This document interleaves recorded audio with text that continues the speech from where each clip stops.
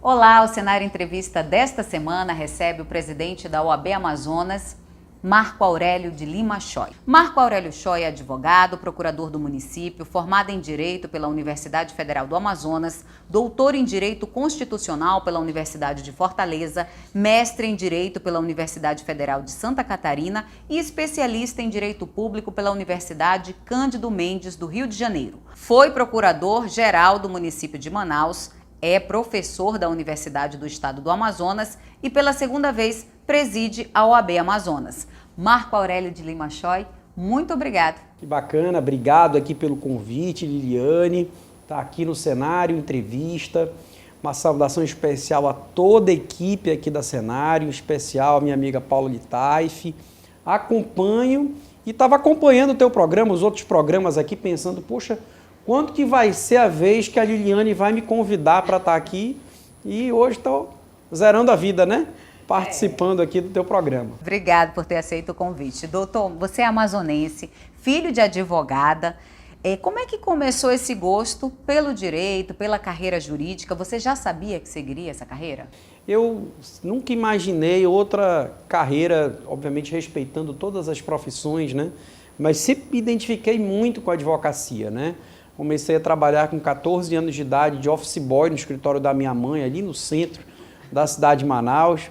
Minha mãe, advogada sozinha, né?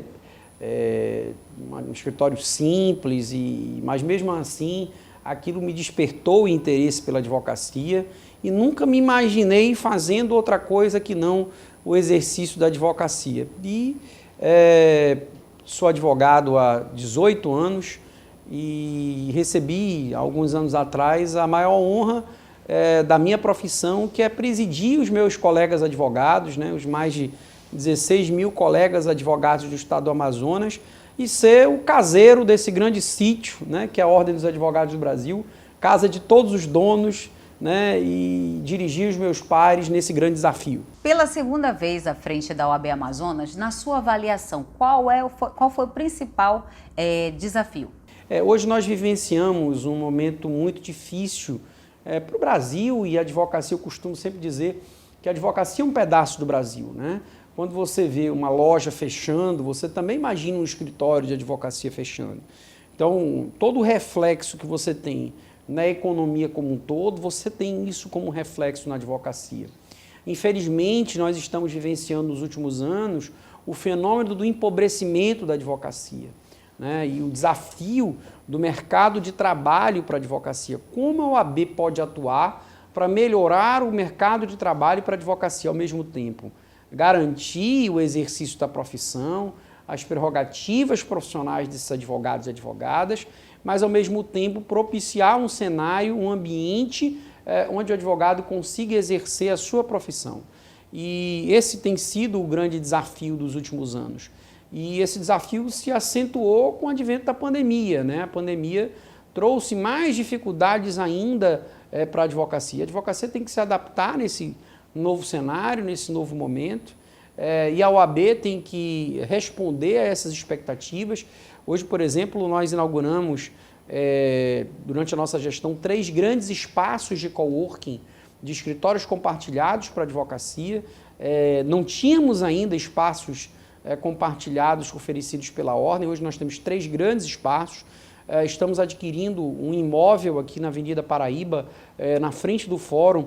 Se Deus quiser, conseguimos entregar até o final do ano um 4º espaço de escritório compartilhado para a advocacia, um local onde o advogado e a advogada consiga atender o seu cliente com dignidade, sem ter que pagar aluguel, sem ter o custo operacional do seu escritório. E repito, né, eu acho que a questão do exercício profissional e do mercado de trabalho da advocacia é, sem sombra de dúvidas, o grande desafio dessa quadra. E o desafio também é ajudar os iniciantes, né? Porque todos os anos o exame da ordem é feito normalmente 3 vezes ao ano. Todos os anos são centenas de advogados, milhares de advogados. O que vocês têm feito especificamente para garantir, né, esses advogados? Isso, nós, num cenário de condições normais, nós temos hoje o ingresso de 1.000 advogados por ano nos quadros da Ordem dos Advogados. Obviamente, graças ao uma grande quantidade de cursos jurídicos, né? Hoje Manaus tem 14 faculdades de direito, e mesmo um exame de ordem que aprova apenas 15% dos candidatos, nós temos aí um universo de 1.000 advogados por ano. E nós temos um trabalho muito forte na acolhida desse jovem advogado. Nós temos uma comissão hoje da Jovem Advocacia, inclusive nesta semana voltou a realizar um curso de iniciação à advocacia presencial, que até então nós estávamos com esses cursos online, né, ocorrendo de forma depois híbrida, e hoje ele voltou esta semana a ser um curso totalmente presencial, que é um curso que a Ordem oferece antes de entregar a carteira, mostrando os ramos da advocacia, falando sobre ética na profissão. A nossa comissão da Jovem Advocacia faz esse trabalho de acolhida para esse advogado que, da noite para o dia, passa no exame de ordem, recebe a carteira e no dia seguinte vai fazer o quê com aquela carteira na mão? É o grande desafio, né? O friozinho na barriga, e a OAB tenta criar esse ambiente de acolhida para esse advogado, em especial para esse jovem advogado, pela comissão da Jovem Advocacia e também com os espaços de coworking que nós inauguramos. E aí quero também fazer o registro. Hoje, a OAB, além dos 3 espaços de coworking que eu citei aqui, nós temos 13 salas da OAB espalhadas nos mais diversos fóruns e repartições públicas na cidade de Manaus, onde o advogado pode ter ali o computador, o scanner de impressora, atender o cliente dele com dignidade e exercer a sua profissão, né? Eu mesmo, Liliane, eu sempre costumo dizer para o jovem advogado, demorei 4 anos para ter o meu próprio escritório. O cliente chegava para mim e dizia, poxa, eu queria ir lá no seu escritório, eu, constrangido para dizer, pô, eu não tenho escritório. Eu dizia, eu que vou na sua empresa, né? Mal sabia o cliente que eu nem escritório tinha, né? E é um grande desafio, né? É um grande desafio, né? Exatamente, não apenas criar, construir, mas manter, né? E nessa dinâmica nova que a gente vive, especialmente na pós-pandemia, vocês nem se pós ainda, né? Porque a gente ainda está vivenciando um pouco isso, mas as estruturas estão sendo muito repensadas, né? Muitos escritórios estão fechando, as pessoas gostaram da história do home office, e aí, obviamente, com todo o desafio para a advocacia, imagina aquele advogado, aquela advogada que está assistindo a gente aqui, muita gente acompanha o cenário da advocacia, mas tem um computador só para compartilhar com a esposa que trabalha, com o filho que está lá no homeschooling, né? Então, assim, é um grande desafio para esse momento e a OAB tem que dar essa sustentação para que o advogado consiga exercer a sua profissão com dignidade. E ainda falando sobre o exame da ordem, o atual presidente ele se manifestou contra o exame da ordem. Na sua opinião, o modelo precisa ser revisto? A quem cabe fiscalizar? Infelizmente, né, nós temos uma proliferação. O Brasil é o país que mais possui cursos de direito do mundo, né? Hoje nós temos 1.700 cursos de direito no Brasil. Na cidade de Manaus, como mencionei aqui, nós temos 14 cursos de direito. Até um tempo atrás, a OAB, nós temos uma comissão de ensino jurídico que emite parecer sobre todos os processos de reconhecimento, de renovação de reconhecimento de cursos jurídicos no Brasil. Até bem pouco tempo atrás, esse parecer da OAB era um parecer decisivo para a renovação do reconhecimento ou para o reconhecimento do curso. Né? Alguns anos atrás, o peso do papel da OAB nesse processo junto ao MEC foi reduzido. Hoje, o parecer da ordem é meramente informativo. Então, se o MEC quiser autorizar um curso de direito ou reconhecer um curso de direito, independente do parecer da OAB, ele vai fazer. Óbvio que o exame de ordem é um filtro importante, porque vale lembrar que o colega, muitos estudantes de direito que acompanham aqui, né, o teu programa, vale lembrar que o curso é de bacharelado em direito, né? Você não é bacharel em advocacia, né? A advocacia é mais uma das profissões jurídicas que o bacharel em direito poderá exercer. E para acessar as profissões jurídicas, toda profissão jurídica, ele precisa ser aprovado num concurso público. É assim na magistratura, é assim no Ministério Público, é assim também na advocacia, né? Ele precisa passar num concurso público, que é o exame de ordem, que é uma prova, como você mencionou aqui, acontece 3 vezes por ano. Na pandemia, infelizmente, nós só tivemos um único exame, até por conta da questão da aglomeração, de realização da prova. Era inimaginar fazer um exame de ordem online nessa realidade. Hoje, o exame de ordem é o maior concurso jurídico do mundo, fazer esse registro aqui. E segundo dados da Fundação Getúlio Vargas, se hoje nós somos 1.300.000 advogados no Brasil, sem o exame de ordem nós seríamos 4 milhões de advogados no Brasil. E perceba que já há associações de bacharéis em direito, esse público represado na barreira do exame de ordem, que não é um bicho de 7 cabeças. Imagine uma prova que você precisa fazer 50% da prova. Você não está concorrendo contra ninguém, não tem número de vagas, né? Você precisa fazer metade da prova. Doutor, a profissão, né, de advogado, ela deixa no ar assim, um glamour, né? As pessoas pensam logo que as pessoas vão ganhar muito com as causas, mas não sabem, né, como é esse percurso, essa trajetória. Hoje, qual é o piso ideal para um iniciante que começa? Na realidade, como toda profissão, né, e o advogado é um profissional liberal, com todas as dificuldades que você tem de inserção no mercado. Eu acho que muita gente, né, vendo acadêmicos de direito assistindo a gente, fica naquela dúvida, puxa, mas será que tem nicho profissional ainda para ser explorado? Será que é uma profissão saturada? Eu te respondo que há nichos de mercados que precisam ser explorados ainda. Acho que há campo profissional para todos. E você fez uma pergunta muito interessante, que é a questão do piso salarial, né? Hoje a OAB estabeleceu na sua última tabela de honorários, que foi aprovada em 2019, um piso salarial que é um piso ético, né? O que é o piso ético? O escritório de advocacia que não respeita esse piso salarial, os seus dirigentes incorrem em infração ético-disciplinar, que é a nossa forma de correcionar a atividade advocatícia. Hoje o piso salarial para a advocacia é de R$3.000, né, para o advogado contratado. É óbvio que isso é muito difícil de fiscalizar, porque o advogado está muito dentro da questão da livre iniciativa, né?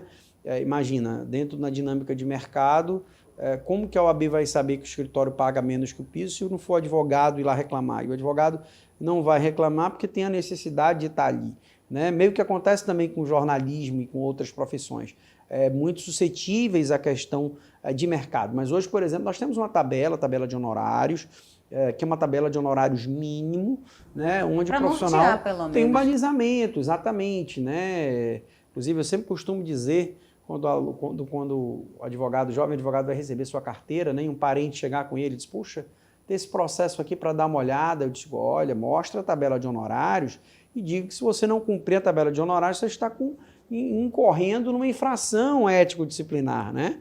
Então, é uma forma de você exatamente valorizar a profissão, acho que é muito importante isso, mas é uma luta realmente muito grande. Implantamos em 2019 esse piso ético. Há uma discussão hoje ainda sobre a implantação de um piso legal por lei estadual. A gente está debatendo isso, a legitimidade de uma norma estadual para disciplinar esse piso, questão de natureza salarial, mas hoje nós já conseguimos aprovar enquanto piso ético. Então, no piso ético, o escritório que contratar e pagar menos do que os R$3.000, os seus sócios estão incorrendo em infração ético-disciplinar. Quais são as prerrogativas dos advogados que são mais desrespeitadas? Interessante você falar sobre prerrogativa, e às vezes o cidadão que está acompanhando a gente aqui no programa lembra de privilégios, né? Pensa, poxa, a prerrogativa da advocacia é privilégio, né?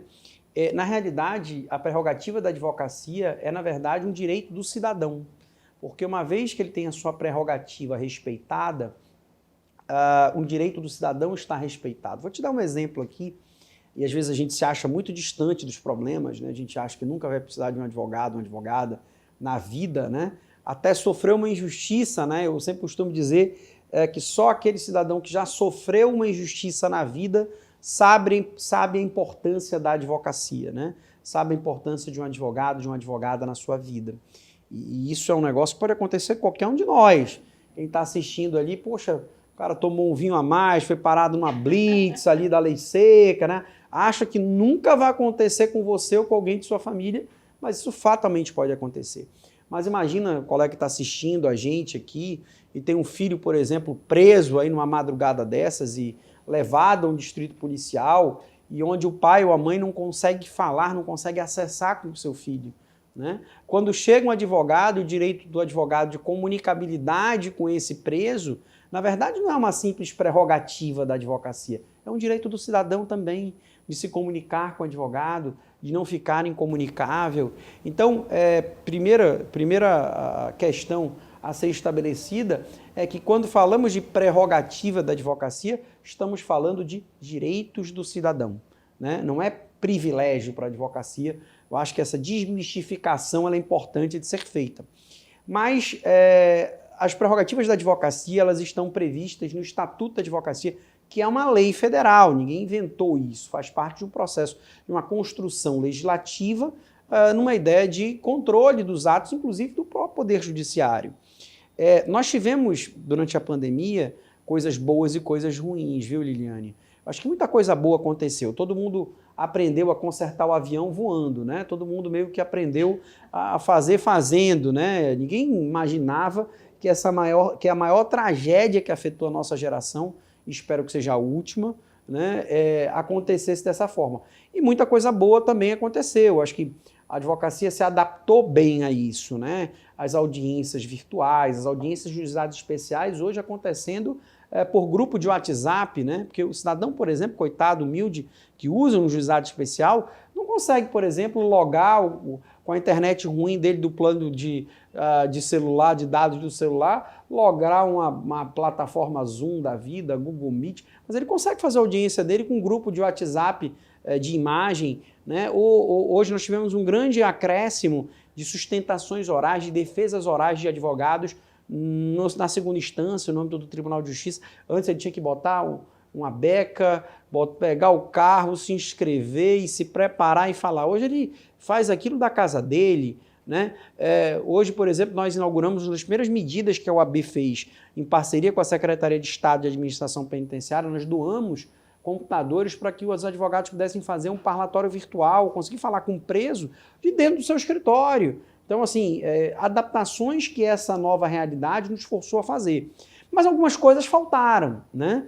Por exemplo, né, a despeito do grande percentual de produtividade do Poder Judiciário nesse período, o direito, por exemplo, do advogado de ter a sua audiência com o magistrado, de falar com o juiz, de despachar com o juiz, né, se perdeu um pouco, né? Apesar de, repito, o tribunal ter tentado, criou figuras como balcão virtual, mas a figura do despacho presencial, né, que é algo que é uma garantia do advogado e do cidadão previsto no nosso rol de prerrogativas, é algo que ficou mais dificultoso nesse período, né? Você perdeu esse hábito de despachar, vou lá explicar o que está escrito, né? E olha que eu já vi muita gente criativa, advogados agora gravando, não, é verdade, essa tendência, né? Gravando até na petição lá um QR Code com um vídeo explicativo da tese que ele construiu ali escrita, né? Eu acho que assim, a adaptação a essa nova realidade. Mas, repito, né, a gente espera que nesse retorno à normalidade, o Tribunal de Justiça voltando à normalidade presencial a partir de 3 de novembro, né, que essas questões, como o direito do advogado de despachar com os magistrados, é algo que se retome. A gente estava falando das prerrogativas, mas você também falou da pandemia. E foi durante a pandemia que a gente viu muitos advogados, né, sendo desrespeitados durante a sua atuação, isso veio à tona, bem como vazamentos, né, de imagens de audiências, comportamentos inadequados, mas enfim, o que tem sido mais comum ter sido verificado de prerrogativas desrespeitadas? Fazer aqui uma parte, Liliane, quanto a advocacia sofreu, viu, durante essa pandemia. Nós perdemos mais de 100 colegas durante a pandemia, né? Porque a advocacia não parou. Eu acho que duas profissões, fora, obviamente, dos profissionais da saúde, não pararam. O jornalismo e a advocacia. Estivemos sempre aí, imagina o jornalismo cobrindo tudo, nos hospitais, né? E a advocacia viveu muito isso, né? Quero aqui fazer o registro que em todos os decretos governamentais do governo do estado do Amazonas, a OAB se fez presente, pressionando o poder público para reconhecer a essencialidade da atividade da advocacia nos decretos de pandemia. Então, a advocacia sempre esteve nesse rol de atividades essenciais, né? Até porque, repito, né? O comércio fechou, mas o advogado tinha que ir lá negociar o contrato, o furto ocorreu, o advogado tinha que ir na delegacia, Então, não parou. Algumas atividades não tinham como a atividade parar. da advocacia não parou e a gente sofreu muito isso quando a gente vê os números de colegas que padeceram dessa pandemia. Infelizmente, né? Mas assim, no dia a dia, né, nós tivemos essa questão da dificuldade de acesso às autoridades públicas durante a pandemia. Imagina, o meu direito de despachar com uma autoridade pública que está em home office, né? É difícil de você conseguir explicar. Tivemos, por exemplo, suspensão de audiências de custódia durante esse período de pandemia. Então, a advocacia criminal reclamou muito sobre isso. Então, assim, foram várias reclamações, obviamente, num sentimento de compreensão do momento que se vivia, né? A pandemia surgiu para justificar tudo, né? Tudo é culpa da pandemia. Mas a gente espera que isso se volte à normalidade e a ordem continua no seu papel de fiscalizar e, como falei aqui, criar essa ambiência necessária para o exercício livre da profissão da advocacia. E recentemente a OAB fez um desagravo contra as agressões sofridas pela advogada Patrícia Pereira da Silva por policiais militares, né, que ela foi impedida de atuar no exercício da advocacia. Na sua primeira gestão também houve desagravo contra as agressões sofridas também por uma advogada. Tem sido frequente esses casos de agressões a advogadas? Na realidade, a afronta às prerrogativas é algo recorrente, sim. Né? Imagina um cenário que a gente tenha uma profissão hoje com 16 mil colegas advogados. Então, nós temos dificuldades no exercício profissional, sim. Mas algo que nós inauguramos nas nossas gestões da ordem foi realizar os atos de desagravo, para quem está ouvindo a gente possa entender, né? É o ato de reconhecimento, né, de que houve um agravo, de que houve uma afronta, né, àquele profissional no exercício da sua profissão, e o desagravá-lo é dizer que aquela afronta é indevida, né? E nós inauguramos uma nova forma de realizar esses desagravos, foi de realizar os desagravos nos locais onde os agravos aconteceram. Então, isso deu uma repercussão maior. Então, por exemplo, da colega lá no 6º DIP, né, na Cidade Nova, nós fomos ao 6º DIP dizer, olha, a advogada está aqui, no dia tal ela sofreu uma limitação ao exercício da sua atividade profissional, foi o direito dela de conversar com o cliente, de despachar com o cliente que estava ali detido pelas autoridades policiais. Acho que cada um tem que fazer o seu papel e aqui não é uma luta de classes, né, de polícia versus advocacia, não é isso. Eu acho que em todos os momentos de crise que a gente vive, né, a gente precisa lembrar dos papéis constitucionais que todos exercem, né? As polícias exercem um valoroso papel previsto na Constituição e a advocacia também. Então, o que se destacou ali foi justamente a gente realizar os atos de desagravo nos locais onde as afrontas aconteceram. Então, no caso da colega no 6º DIP, tivemos com a colega de Tefé, que sofreu um agravo. Nós realizamos o desagravo na frente da Delegacia Geral de Polícia, com relação à policial civil, e uma série de atos. Eu acho que assim, o sentimento que a advocacia tem hoje, viu, Liliane, e eu acho que esse sentimento também a sociedade deve ter, de que a OAB é uma instituição forte, que protege a atuação do colega advogado e que em qualquer intercorrência que ele tiver no exercício da sua profissão, a sua instituição vai estar do seu lado para defendê-lo, inclusive nesse caso aqui da colega, com carro de som, né, na frente lá das autoridades policiais, cobrando depois disso. Eu acho que isso é importante para o livre exercício da nossa atividade profissional. Doutor, você acredita que o direito de defesa ele está enfraquecido? Como é que você avalia essa garantia? Eu acho que assim, vários são os motivos, né, que podem levar a essa constatação, né? Hoje nós estamos vivenciando a sociedade da informação, né? E o poder que a informação tem na formação dos juízos de valor, né? Seja da magistratura, das autoridades policiais. E hoje nós estamos nessa dinâmica que a gente vive, enfrentando cada vez mais a figura do pré-julgamento que as redes sociais acabam realizando, né? E isso, sem sombra de dúvidas, deixa cada vez mais difícil o exercício do direito de defesa, né? Como a gente falou aqui, eu acho que a gente precisa ter em mente que todo aquele cidadão que já vivenciou em algum momento da vida uma injustiça sabe a necessidade da advocacia, né?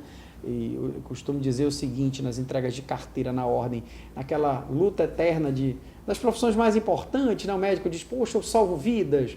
O jornalista diz, eu levo a informação, né? Eu costumo dizer, a advocacia resgata dignidade, né? Eu acho que assim, é a profissão que consegue o resgate da dignidade. E infelizmente a gente vive hoje, né? Eu acho que na ânsia de punir, na ânsia do resultado, da sociedade que quer resultados rápidos, nas mais diversas esferas, né? Nós não podemos sucumbir a essa tentação da busca do resultado sem um devido processo legal, sem o exercício das garantias de defesa, até porque o próximo, né? A próxima vítima da injustiça pode ser nós mesmos, né? Doutor, nós vamos a um rápido intervalo e daqui a pouquinho a gente volta a conversar com o presidente da OAB Amazonas, Marco Aurélio Choi. O intervalo é bem rapidinho.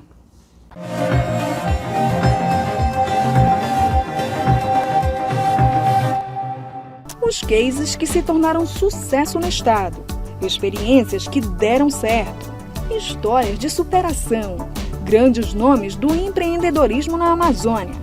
Tudo isso e muito mais você confere no programa Empreender na Amazônia na TV Cenário.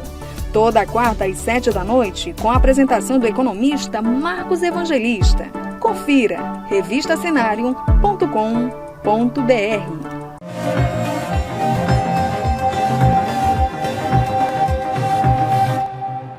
Nós estamos de volta e nesse bloco nós vamos abordar as eleições da OAB que se aproximam. Mas antes, vamos falar da sua passagem pela Prefeitura de Manaus. Como é que você recebeu o convite do prefeito Davi Almeida para assumir a PGM? Na realidade, Liane, eu sou procurador de carreira do município, sou concursado no concurso de 2006. E assim, em algum momento da vida da gente, é natural que você deseje dirigir a instituição da qual você faz parte, né? Assim, eu sou procurador de carreira, em algum momento da vida você chefiar a sua instituição, ser procurador-geral, né? É um cargo de muita responsabilidade, é o quarto da linha de sucessão do prefeito, né? A lei orgânica do município diz que em caso da ausência do prefeito, do vice-presidente da Câmara, o quarto da linha de sucessão é o procurador-geral do município. Então, em algum momento da vida, eu acho que isso é importante. O prefeito foi meu cliente nesse processo eleitoral de 2020, desenvolvemos uma relação de muita cordialidade e nesse momento ele me fez o convite juntamente com um colega, Wilson Coelho, nosso subprocurador-geral na época e hoje procurador-geral, mas de antemão, quando eu assumi o convite do prefeito, eu de antemão já havia comunicado da minha necessidade de me afastar da Procuradoria-Geral 60 dias antes da realização das eleições da Ordem, até porque eu tinha um compromisso com a advocacia que eu tinha assumido, né? E isso teve um lado positivo também, na minha visão, que eu daria a oportunidade de nós termos a primeira mulher presidente da Ordem dos Advogados do Brasil no Amazonas, que é a colega Grace Benayon, né?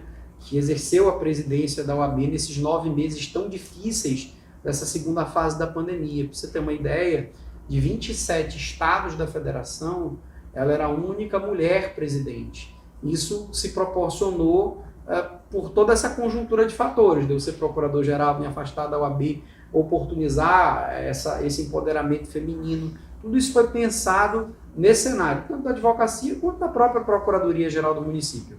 Tivemos muitos desafios nesses 9 primeiros meses. O prefeito Davi enfrentou muitos desafios logo nos primeiros dias, estourou com 6 dias de prefeitura, a crise do oxigênio, a despeito de que fazer o registro não faltou oxigênio em nenhuma unidade municipal, nenhuma ambulância do SAMU, mas, sem sombra de dúvidas, o desafio da vacinação, desafios que, a despeito de serem muitos, foram aos poucos sendo vencidos.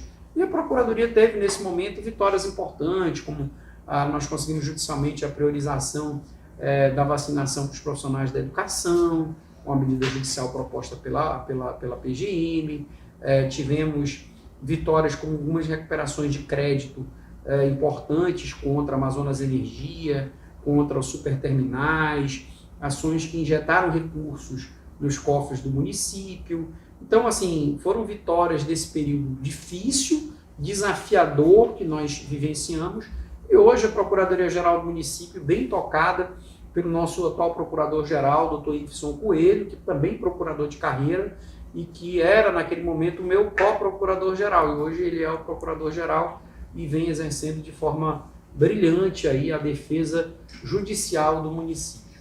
Agora vamos falar das eleições lá na OAB. Doutor, o senhor já está chegando ao final da sua gestão à frente da OAB, diga-se de passagem pela segunda vez. Quais foram os feitos que você destaca? Isso, na realidade, nossos mandatos são de 3 anos na ordem, né? E o estatuto prevê que na segunda quinzena do mês de novembro, do último ano da gestão, devem ser realizadas as eleições. Nossas eleições estão marcadas para o dia 16 de novembro próximo, né? Então, já aproveitar a oportunidade de fazer o convite, né? Muitos advogados acompanham aqui o cenário entrevista e fazer o convite para que participem desse processo democrático. Eu acho que é muito importante, da legitimidade, da força para a instituição. Tive assim, a oportunidade, a grande honra de dirigir os meus pares, os meus colegas advogados e advogadas nesses 2 triênios. Fui vice do Simonete Neto no primeiro triênio e assim, tivemos muitas ações, né? Eu acho que eu costumo dizer que a OAB, ela tem 2 grandes frentes de trabalho, né?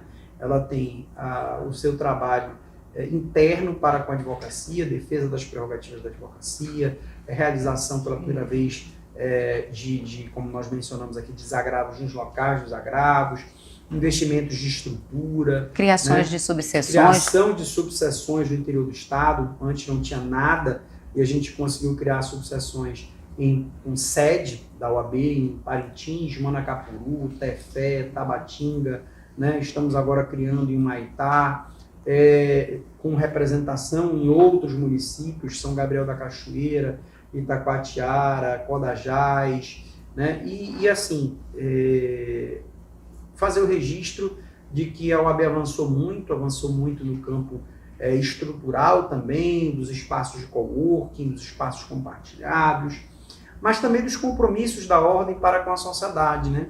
Da frente de trabalho da OAB para com a sociedade. A OAB, nesse período, ingressou com ações importantes durante, por exemplo, a pandemia. Nós tivemos uma importante vitória durante a pandemia na defesa do cidadão amazonense. Nós conseguimos uma ação contra os planos de saúde para obrigar os planos de saúde a atenderem os pacientes de Covid mesmo nos períodos de carência do plano, né? Uma decisão judicial que foi confirmada depois de segunda instância que afetou toda a população de Manaus naquele momento tão difícil, que o cara fazia o plano de saúde e não conseguiu usar, porque o plano, mas você tem 6 meses de carência para cumprir. Ingressamos com ação para quebrar as carências do plano de saúde durante esse período de pandemia, ingressamos com ações contra a União para o fornecimento de respiradores, fizemos a interlocução entre os conselhos de classe da área de saúde com o governo sobre as sugestões do tratamento e enfrentamento da pandemia, ações contra reajuste de energia elétrica, contra apagão de energia elétrica, contra aumento de IPT, o aumento de tarifa de ônibus, várias ações nesse período que nós tivemos à frente da ordem no interesse da sociedade. Um dia desses, Liliane, só para confidenciar para você, eu estava numa fila de estacionamento, desses papagaios de estacionamento em shopping, né? Uhum. Aí um determinado shopping tinha reduzido o período de carência para 10 minutos só, né? Aí de 30 para 10, né? Aí uma senhorinha chegou para mim, olhou para mim e disse assim, e a OAB não vai fazer nada? E eu fiquei pensando, poxa, que coisa interessante, né? O trabalho gerou legítimas expectativas do cidadão manauara, do cidadão amazonense, sobre a instituição. O que a OAB pode fazer por ele que se quer advogado. Ou seja, mostrando os compromissos históricos, reafirmando os compromissos históricos da ordem em favor da advocacia e da sociedade. E esse ano teve uma polêmica, né, de uma declaração de um advogado que disse que o Conselho Federal da OAB ele cria dificuldades à homologação de chapas ao exigir cotas para mulheres e negros. Quais são as regras que norteiam a eleição da OAB e o processo de formação da diretoria? Na realidade, aqui eu quero fazer um destaque que a OAB ela sempre teve um papel de cobrança das autoridades públicas, dos poderes estabelecidos, e ela precisa também dar o exemplo nas suas ações, né? Durante a nossa gestão, por exemplo, nós inauguramos um portal da transparência da ordem.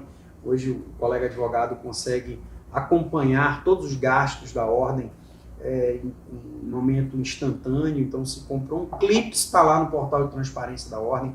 Nós vivemos exclusivamente das anuidades dos colegas. Nesse período de pandemia, nós tivemos ano passado uma redução, nossa anuidade é R$800, foi para 530. Quero aqui fazer o registro, né, das dificuldades que a gente vive, mas ao mesmo tempo que a OAB tenta dar essas respostas que a sociedade também exige. Por exemplo, na questão da participação feminina, né, a OAB foi a primeira a exigir, por exemplo, 30% dos seus cargos preenchidos por mulheres em todos os níveis. Nós já avançamos nisso. Hoje a OAB, pelas suas regras eleitorais, exige paridade. Ou seja, metade dos cargos para o homem e metade para as mulheres. Hoje as mulheres, Liliane, são maioria, por exemplo, da advocacia amazonense. É quase igual o número, mas as mulheres já passaram, elas vinham numa crescente. Então, se elas são maioria hoje, por que elas não têm direito a metade dos cargos na ordem? Então, sensível a isso, a OAB decidiu por aplicar as regras. É uma aplicação nacional, tá? Não foi uma liberalidade, alguém tirou isso da cabeça, que isso possa ser algo entendido como uma restrição, ou por dificuldade, quem quer que seja, e que isso seja motivo de piada, de riso. Não. Né? Isso é uma regra que foi criada no Brasil inteiro, onde 50% de todos os cargos da ordem devem ser ocupados em todos os níveis por mulheres. E 30% desses cargos devem ser ocupados por negros e pardos. Né? A forma de que a ordem entendeu de proporcionar um resgate histórico, né? Para quem a sociedade brasileira tem uma dívida histórica.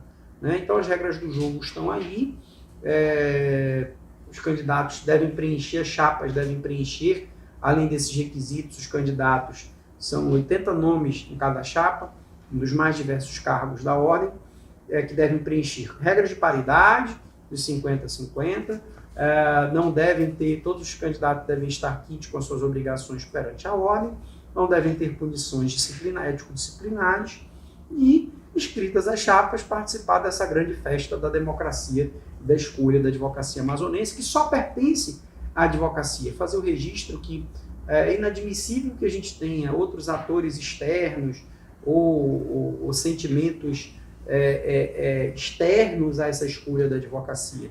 Né? Eu acho que o momento que a gente vive de tantas divisões, de tantos fla-flus, né? De divisões que a gente vive na sociedade, não podem contaminar esse ambiente de direção da Ordem dos Advogados. Atualmente, nós temos o quê? 2 chapas concorrendo? Temos 2 chapas concorrendo. Oficiais, né? Oficialmente concorrendo, ainda estão com seus registros de candidatura sendo discutida da Comissão Eleitoral, mas temos 2 candidaturas inscritas para esse pleito do próximo dia 16 de novembro. Daqui a pouco nós voltamos a conversar com o presidente da OAB, Marco Aurélio Choi. O intervalo é bem rapidinho, a gente volta já.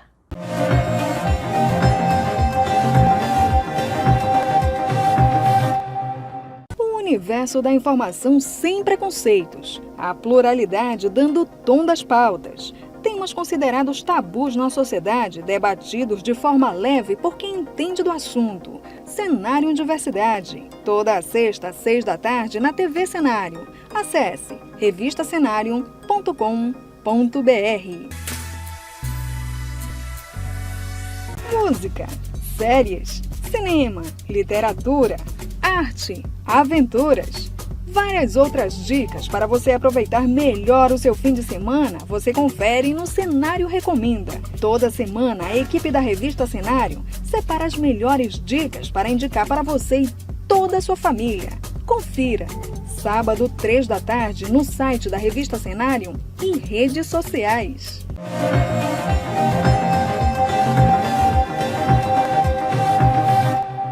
Estamos de volta e vamos continuar aqui a entrevista com o presidente da OAB, Marco Aurélio Choi.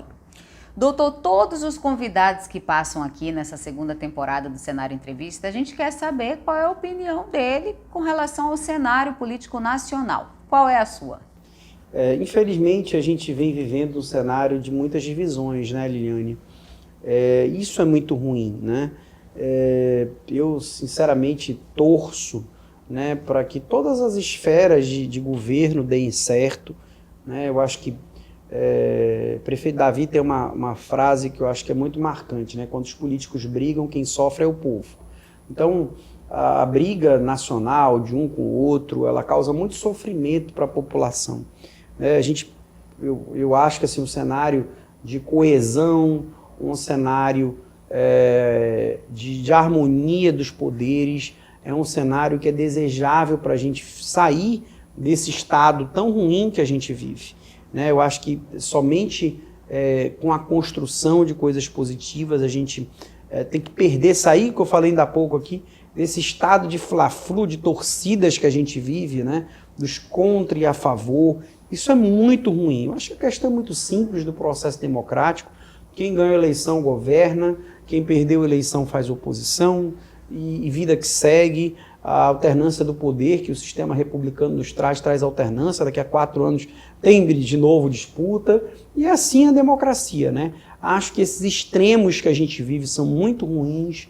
Eu acho que isso trouxe do cenário político para a sociedade civil um cenário de muita beligerância, as pessoas estão mais belicosas, e isso é muito ruim para todos. Nos grupos de família da gente, a gente vive isso, imagine na política, Então, acho que é o momento que a gente precisa nem ir para a direita, nem ir para a esquerda, é olhar para frente, Liliane?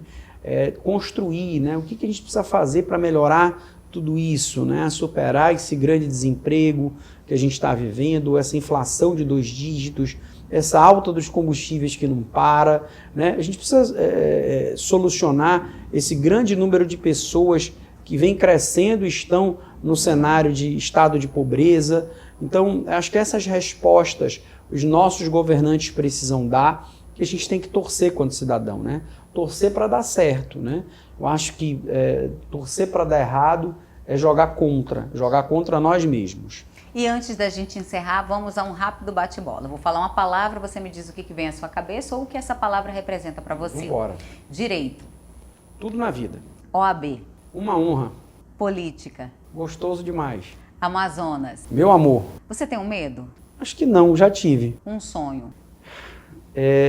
Que todo mundo esteja bem. Esperança. Os nossos filhos. Religião. Deus. Família. Tudo. Quem é Marco Aurélio Choi? Um sobrevivente. Doutor, muito obrigado pela sua participação no Cenário Entrevista. Obrigado, Liliane. Te parabenizar aqui pelo programa e parabenizar toda a equipe, na pessoa da Paula. Tá tudo de parabéns, do mais alto nível. E assim, vim ver pessoalmente aqui atestar o que a gente só via no físico e no online. Parabéns. Muito obrigada mais uma vez. Nós voltamos na próxima semana com mais um Cenário Entrevista. Até lá!